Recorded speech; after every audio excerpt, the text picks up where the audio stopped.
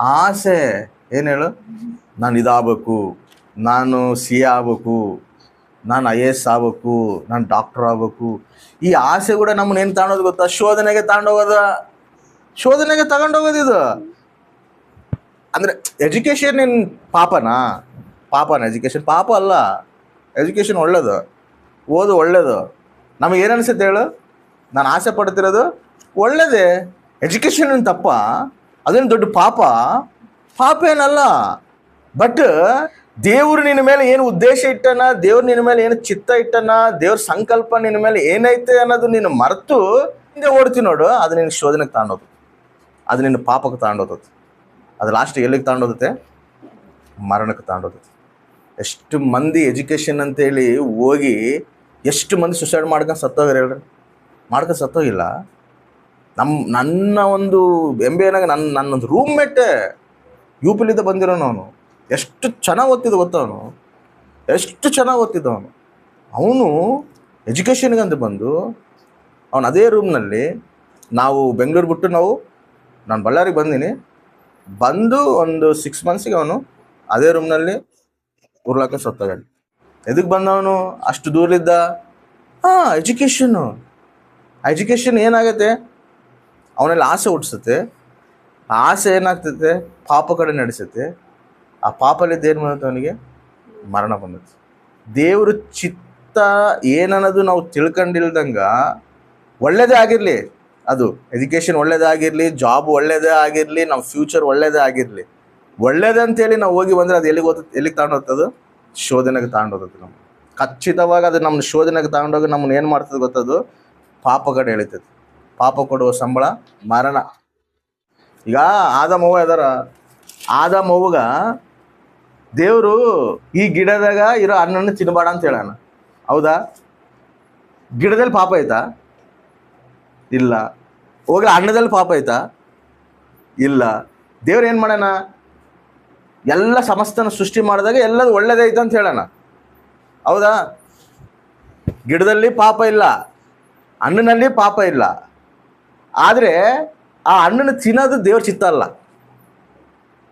ಆ ಹಣ್ಣು ತಿನ್ನೋದು ದೇವ್ರ ಚಿತ್ತ ಅಲ್ಲ. ಆದರೆ ಇವ್ರು ಏನು ಮಾಡ್ಯಾರ? ಆ ಹಣ್ಣನ್ನು ತಿನ್ನಾರ. ಎಜುಕೇಷನ್ ಪಾಪ ಅಲ್ಲ, ಜಾಬು ಪಾಪ ಅಲ್ಲ.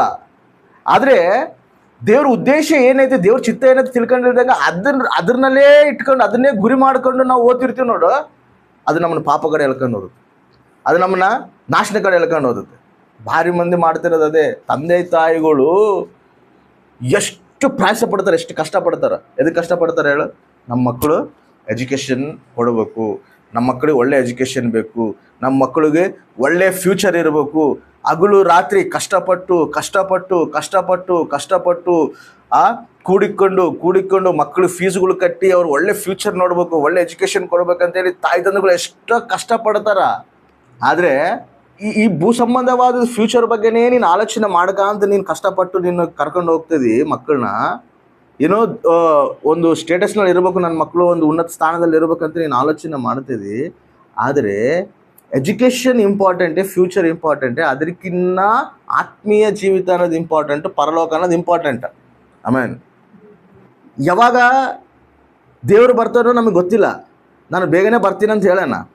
ಆ ನಿರೀಕ್ಷೆಯನ್ನು ಬಿಟ್ಟು, ಆ ನಿರೀಕ್ಷೆನ ನೆಗ್ಲೆಕ್ಟ್ ಮಾಡಿ ಈ ಲೋಕದಲ್ಲಿ ನಾವು ಏನೋ ಮಾಡ್ಬೇಕಂತ ನಾವು ಓದ್ತೀವಿ ನೋಡು, ಅದು ನಮ್ಮನ್ನ ಎಲ್ಲಿಗೆ ಕರ್ಕೊಂಡು ಹೋಗುತ್ತೆ? ಪಾಪ ಕಡೆ ಕರ್ಕೊಂಡು ಹೋಗುತ್ತೆ. ಮಾಡ್ತಿರೋದೇನು ತಪ್ಪೇನಲ್ಲ, ಮಕ್ಕಳ ಸಲ ಕಷ್ಟಪಡೋ ತಪ್ಪೇನಲ್ಲ, ಮಕ್ಕಳು ಎಜುಕೇಷನ್ ಕೊಡೋ ತಪ್ಪೇನಲ್ಲ, ಮಕ್ಕಳು ಫ್ಯೂಚರ್ ಚೆನ್ನಾಗಿರ್ಬೇಕಂತೇಳಿ ಆಲೋಚನೆ ಮಾಡೋ ತಪ್ಪೇನಲ್ಲ, ಅದೇನು ಪಾಪ ಏನಲ್ಲ. ಪಾಪನ ಅಲ್ಲ. ಆದರೆ ಮಕ್ಕಳ ರಕ್ಷಣೆಗಿನ ಇಂಪಾರ್ಟೆಂಟ್ ಫ್ಯೂಚರ್ ಅಲ್ಲ, ಮಕ್ಕಳ ರಕ್ಷಣೆಗಿನ ಇಂಪಾರ್ಟೆಂಟ್ ಎಜುಕೇಷನ್ ಅಲ್ಲ, ಮಕ್ಕಳ ರಕ್ಷಣೆಗಿನ ಇಂಪಾರ್ಟೆಂಟ್ ಜಾಬ್ ಅಲ್ಲ. ಆಮೇಲೆ ಅಪವಾದ ಇಲ್ಲೇ ಮೋಸ ಪಡಿಸೋದು. ನಾನು ಮಾಡ್ತಿರೋ ತಪ್ಪೇನಲ್ಲಲ್ಲ, ನನ್ನ ಮಕ್ಕಳ ಸಲ ನಾನು ಕಷ್ಟಪಡೋದು ತಪ್ಪೇನಲ್ಲಲ್ಲ, ನನ್ನ ಮಕ್ಕಳ ಫ್ಯೂಚರ್ ಬಗ್ಗೆ ಆಲೋಚನೆ ಮಾಡೋದು ತಪ್ಪೇನಲ್ಲಲ್ಲ, ಪಾಪ ಏನಲ್ಲ. ನೀನು ಪಾಪ ಮಾಡ್ತಿಲ್ಲ, ತಪ್ಪು ಮಾಡ್ತಿಲ್ಲ, ಅದರಲ್ಲಿ ಪಾಪನೇ ಇಲ್ಲ. ಆದರೆ ಮಕ್ಕಳ ಮೇಲೆ ದೇವ್ರ ಉದ್ದೇಶ ಏನೈತೆ ಅಂತ ತಿಳ್ಕೊಂಡಿಲ್ದಂಗ ಮಕ್ಕಳನ್ನ ನಿರೀಕ್ಷಣೆ ಕಡೆ ದೇವ್ರು ಆ ಕಡೆ ಬರ್ತದಪ್ಪ, ಮತ್ತೆ ದೇವ್ರು ಬರ್ತೀನಿ ಅಂತ ಹೇಳೋಣ. ಫಸ್ಟ್ ನಾವು ಅದ್ರ ಮೇಲೆ ಗುರಿ ಇಡಬೇಕು. ದೇವ್ರು ಏನಂತ ಹೇಳೋಣ, ಮೊದಲು ನನ್ನ ನೀತಿಗಾಗಿ, ನನ್ನ ರಾಜ್ಯಕ್ಕಾಗಿ ನೀನು ತಗೋಪಡ ಅಂತ ಹೇಳೋಣ. ನಾವು ಫಸ್ಟ್ ಪ್ರಿಫರೆನ್ಸ್ ಅದಕ್ಕೆ ಕೊಡಬೇಕು. ಅದನ್ನ ಬಿಟ್ಟು ಅದನ್ನ ಮರೆತು ಇಲ್ಲಿ ಏನೋ ನಾವು ಮಾಡ್ಬೇಕಂತೇಳಿ ನಾವು ಹೋಗಿವ ಅನ್ಕೋ, ಅದೇನಾಗ್ತದೆ ಗೊತ್ತಾ, ಅದು ಖಚಿತವಾಗಿ ನಮ್ಮನ್ನು ಪಾಪ ಕಡೆ ಎಳ್ಕೊಂಡು ಹೋಗ್ತದೆ. ಹಿಂಗೆ ಭಾರಿ ಮಂದಿ ತಾಯಿ ತಂದೆಗಳು ಮಕ್ಕಳು ಕಳ್ಕೊಂಡಿರೋದು ಹಿಂಗೆ. ಮಕ್ಕಳನ್ನ ತಾವೇ ತಮ್ಮ ಮಕ್ಕಳ ಜೀವಿತಗಳು ಹಾಳು ಮಾಡಿರೋರು ಕೂಡ ಅದೇ.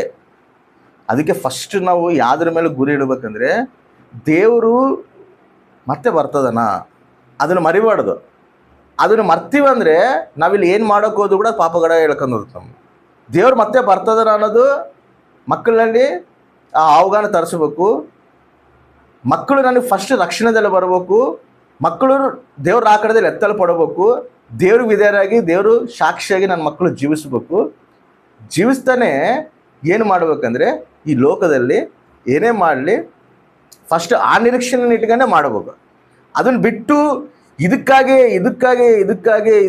ಇವಾಗ ನೋಡಿ ಮತ್ತೆ ಭಾರಿ ಮಂದಿ ತಂದೆ ತಾಯಿಗಳು ಏನು ಮಾಡ್ತಾರೆ ಅಂದರೆ, ಫ್ಯೂಚರು ಜಾಬು, ಓದು, ಏನೋ ಒಂದು ಮಾಡಬೇಕು, ಇದೆ ಮಕ್ಕಳಿಗೆ ಕೂಡ ಇದೆ, ಇವ್ರಿಗೆ ಕೂಡ ಇದೆ. ಲಾಸ್ಟಿಗೆ ಏನು ಮಾಡ್ತಾರೆ ಹೇಳು, ಬೆಳಿಗ್ಗೆ 8 ಗಂಟೆಗೆ ಕಳಿಸಿರೋ ಹುಡುಗರನ್ನ ರಾತ್ರಿ 7, 8, 9 ಎದಕ್ಕೆ ರ್ಯಾಂಕ್ ಬರಬೇಕು, ನೀನು ಒಳ್ಳೆ ಎಜುಕೇಷನ್ ತಗೋಬೇಕು. ನೀನು ಅವನ ಜೀವಿತ ಎಲ್ಲ ಏನಾಗತ್ತೆ ಹೇಳು, ಇಲ್ಲಿ ಏನೋ ಮಾಡ್ಬೇಕು. ಅವನು ಅದೇ ಆಲೋಚನೆಗೆ ಹೋಗ್ತಾನ. ಅವ್ರ ತಂದೆ ತಾಯಿ ಕೂಡ ಅದೇ ಆಲೋಚನೆಗೆ ಕಲಿಸ್ತದಾರ. ಅವ್ನು ಲಾಸ್ಟಿಗೆ ಅವ್ನ ಜೀವಿತ ಅವನಿಗೆ ರಕ್ಷಣೆ ವಿలువ ಗೊತ್ತಿಲ್ಲ, ರಕ್ಷಣೆ ಮಾರ್ಗ ಗೊತ್ತಿಲ್ಲ ಮಕ್ಕಳಿಗೆ. ಯಾಕಂದ್ರೆ ಫಸ್ಟ್ ಆಫ್ ಆಲ್ ಅದನ್ನು ಬುನಾದಿನೇ ತಂದೆ ತಾಯಿಗಳು ಆಗ್ತಿಲ್ಲ.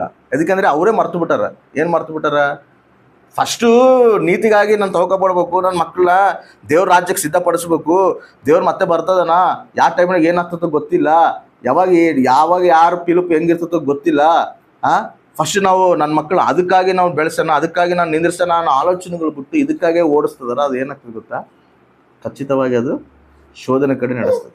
ನಾವು ಒಂದ್ಸರಿ ಬೈಬಲ್ ಸ್ಟಡಿ ಮಾಡ್ತಿರುವಾಗ ಜಾನ್ ವೆಸ್ಲೆನ್ ಒಂದು ಮಾತು ಹೇಳಿದ್ದ. ಏಸನ್ನ ಅವಾಗ ಇನ್ನವಾಗ ಪ್ರಾರಂಭ ಮಾಡೋಣ ಅಂತ, ಏಸನ್ನ ಸೇವೆನ ಪ್ರಾರಂಭ ಮಾಡ್ತಿದ್ರೆ ಸ್ವಲ್ಪ ಕೆಲವು ಜನ ಬರ್ತಿದ್ರಂತ.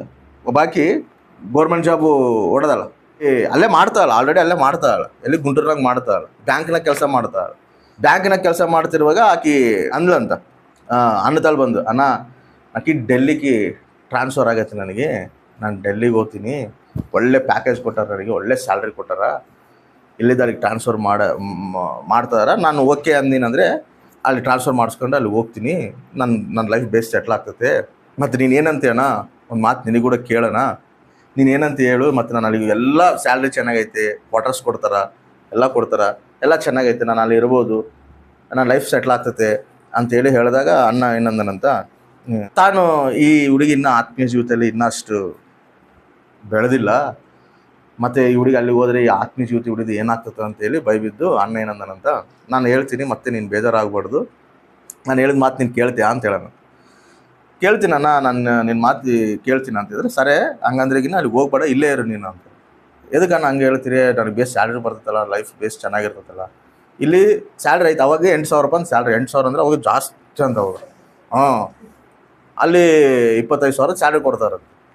ಇಲ್ಲೇ ಐತಲ್ಲಮ್ಮ, ಇಲ್ಲೇ ಮಾಡ್ಕ, ಚೆನ್ನಾಗಿರ್ತೈತೆ, ಸೇವೆ ಇದು ಪರಿಚಯ ಐತೆ ನಮ್ಮದು, ಬೇಸ್ ನೀನು ಕೂಡ ಇಲ್ಲಿ ಆತ್ಮೀಯ ಜೀವಿತದಲ್ಲಿ ಬೆಳಿಬೋದಲ್ಲ, ಚೆನ್ನಾಗಿರ್ತೈತೆ ಅಂತ ಹೇಳಿದ್ರೆ ಆ ಹುಡುಗಿ ಅಂತ ಹೇಳಂತ, ಅಲ್ಲಿ ನಂದು ಫ್ಯೂಚರ್ ಎಲ್ಲ ಚೆನ್ನಾಗಿರುತ್ತಲ್ಲ, ಬೇಸ್ ನಾನು ಸಂಪಾದಿಸ್ಬೋದಲ್ಲ, ಎಲ್ಲ ಮಾಡ್ಬೋದಲ್ಲ, ನಂದು ಫ್ಯೂಚರ್ ಚೆನ್ನಾಗಿರುತ್ತಲ್ಲ ಅಂತ ಹೇಳಿದ್ರೆ ಅನ್ನೊಂದು ಮಾತಂದಂತ, ಮನುಷ್ಯನು ರೊಟ್ಟಿ ಮಾತ್ರದಿಂದ ಬದುಕೋದಿಲ್ಲ, ದೇವ್ರ ಬರೋ ಪ್ರತಿ ಮಾತಲಿದ್ದ ಬದುಕ್ತಾನ.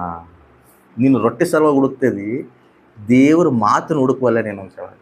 ಆಮೇಲೆ ನೀನು ರೊಟ್ಟಿ ಬೇಕಂತ ಓದ್ತಿದ್ದಿ ನೀನು, ಆದರೆ ದೇವ್ರ ಮಾತನ್ನು ನೀನು ಮಿಸ್ ಮಾಡ್ಕಂತಿದ್ದಿ. ರೊಟ್ಟಿನ ವಿಸರ್ಜಿಸು, ಮಾತಿನ ಹಿಡ್ಕ, ಮಾತೇ ನಿನ್ನ ಬದುಕ್ಸೋದು. ಮನುಷ್ಯನ ರೊಟ್ಟಿ ಮಾತ್ರದಿಂದ ಬದುಕೋದಿಲ್ಲ, ನನ್ನ ಬಾಯಲ್ಲಿದ್ದ ಬರುವಂಥ ಪ್ರತಿ ಮಾತಿನಿಂದ ಬದುಕ್ತಾನ ಅಂತೇಳಿ ದೇವ್ರ ವಾಕ್ಯ ಐತಮ್ಮ. ವಾಕ್ಯಕ್ಕೆ ನೀನು ಪ್ರಿಫರೆನ್ಸ್ ಕೊಡು, ನಿನ್ನ ಆತ್ಮೀಯ ಜೀವಿತ ನೀನು ಬೆಳೆಸ್ಕ. ನೀನು ಯಾವುದು ಶಾಶ್ವತವಾದದ್ದು, ಯಾವುದು ಉನ್ನತವಾದದ್ದು ಅದನ್ನು ನೀನು ನೋಡು. ಇದಿಲ್ಲಂದರೆ ಇನ್ನೂ ಉನ್ನತವಾದದ್ದು ದೇವ್ರು ನಿನಗೆ ಕೊಡ್ತಾನ. ಫಸ್ಟು ನನ್ನ ನೀತಿಗಾಗಿ, ನನ್ನ ರಾಜ್ಯಕ್ಕಾಗಿ ನೀನು ತಗೋಪಡ ಅಂತೇಳಿ ಫಸ್ಟ್ ನಿನ್ನ ಆತ್ಮೀಯ ಜೀವಿತನ ಬೆಳೆಸ್ಕ. ನೀನು ಆ ನಿರೀಕ್ಷೆನೇ ಬಿಡಬೇಡ, ದೇವ್ರ ನಿರೀಕ್ಷೆನೇ ಬಿಡಬೇಡ. ಆ ನಿರೀಕ್ಷೆಯನ್ನು ಬಿಟ್ಟು ನೀನು ಏನು ಹಿಡ್ಕೊಳಕಂತ ಹೋಗಿ ಅನ್ಕೋ, ನಿನ್ನ ಲೈಫೇ ಪತನ ಆಗ್ತತೆ. ನಾನು ಮತ್ತೆ ಹೇಳ್ತೇನೆ, ಎಜುಕೇಷನ್ ತಪ್ಪಲ್ಲ, ಜಾಬ್ ತಪ್ಪಲ್ಲ, ನಮ್ಮ ಫ್ಯೂಚರ್ ಬಗ್ಗೆ ನಾವು ಆಲೋಚನೆ ಮಾಡೋದು ತಪ್ಪಲ್ಲ. ಆದರೆ ನಮ್ಮ ದೃಷ್ಟಿ ಪರಸಂಬಂಧವಾದ ಮೇಲೆ ಇಡ್ದಂಗ, ದೇವ್ರ ನಿರೀಕ್ಷಣೆ ಮೇಲೆ ನಮ್ಮ ದೃಷ್ಟಿ ಇಡ್ದಂಗ ನಾವು ಇದ್ರ ಸಲುವಾಗಿ ನಾವು ಓಡಿವನ್ಕೋ, ಅದು ನಮ್ಮ ಜೀವಿತ ನಾಶ ಮಾಡ್ತತೆ, ಅದು ನಮ್ಮ ಆತ್ಮೀಯ ಜೀವಿತ ನಾಶ ಮಾಡ್ತತೆ.